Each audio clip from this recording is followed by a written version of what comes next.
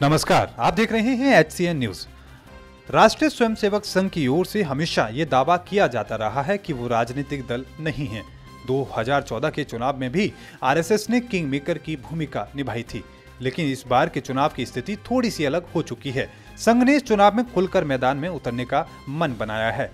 लोकसभा चुनाव के लिए आरएसएस के स्वयंसेवक भी मैदान में प्रचार के लिए उतरेंगे। स्वयंसेवकों लोगों को 100% मतदान के लिए जागरूक करेंगे और नोटा के खिलाफ नहीं करने के लिए बताएंगे। दरअसल जिस बात को बीजेपी अभी समझी है उसे आरएसएस के सरसंघचालक मोहन भागवत पहले ही समझ चुके थे। 3 राज्यों के चुनाव से पहले ही नोटा का विरोध किया जा रहा था। अब लोकसभा चुनाव में मोहन भागवत और उनके स्वयंसेवक नोटा के लिए नो कहना सिखाएंगे। संघ प्रमुख मोहन भागवत ने विजयदशमी के मौके पर दिए भाषण में 2 अहम मुद्दे उठाए थे। पहला, उन्होंने राम मंदिर के लिए कानून बनाने की मांग की थी और दूसरा, उन्होंने लोगों से चुनाव में नोटा का इस्तेमाल नहीं करने के लिए कहा था। संघ अब इसी मुद्दे को लेकर मैदान में उतरने की तैयारी में है।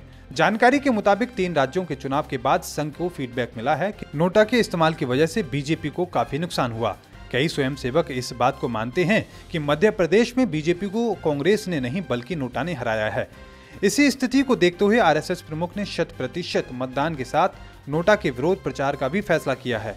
नोटा के विरोध के पीछे एक और लॉजिक दिया जा रहा है। लॉजिक उस गुस्से से जुड़ा है जो आज संसदों के खिलाफ है, लेकिन इतना ज्यादा भी नहीं कि विरोधी को वोट दिया जाए।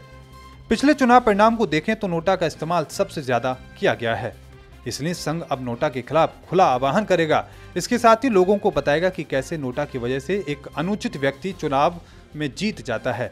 संघ प्रचारक और स्वयंसेवक ज्यादा से ज्यादा लोगों से मिलकर ये बात समझाने की कोशिश करेगा। राजस्थान में 15 सीटें ऐसी थीं जिनमें जीत हार का अंतर नोटा को मिले वोट से कम था। मध्य प्रदेश में ऐसी 11 सीटें रही जहां नोटा ने जीत हार के अंतर से ज्यादा वोट हासिल किए। छत्तीसगढ़ की बात करें तो यहाँ पर 2.1% वोट नोटा को गए। यहाँ 20 सीटों पर काफी कम अंतर से हार जीत का फैसला हुआ। चुनाव आयोग ने दिसंबर 2013 के विधानसभा चुनावों में ईवीएम मशीन में नोटा का बटन दिया था। नोटा उम्मीदवारों को खारिज करने का एक विकल्प होता है। ऐसा नहीं है कि उनकी गिनती नहीं की जाती, बल्कि उनकी वोटों को भी गिना जाता है।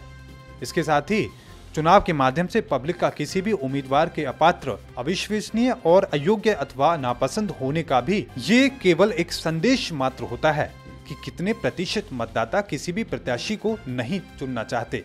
चुनाव आयोग ने स्पष्ट किया कि नोटा के मत गिने तो जाएंगे और इसे रद्द की श्रेणी में रखा जाएगा। इस तरह से स्पष्ट ही था कि इसका चुनाव के नतीजों पर कोई असर नहीं पड़ेगा। आप आरएसएस के इस अभियान को लेकर क्या कहना चाहेंगे? अपनी राय कमेंट बॉक्स में जरूर रखें। जो दर्शक HCN न्यूज पहली बार देख रहे हैं वो चैनल सब्सक्राइब करें और बेल आइकन जरूर दबाएं। धन्यवाद।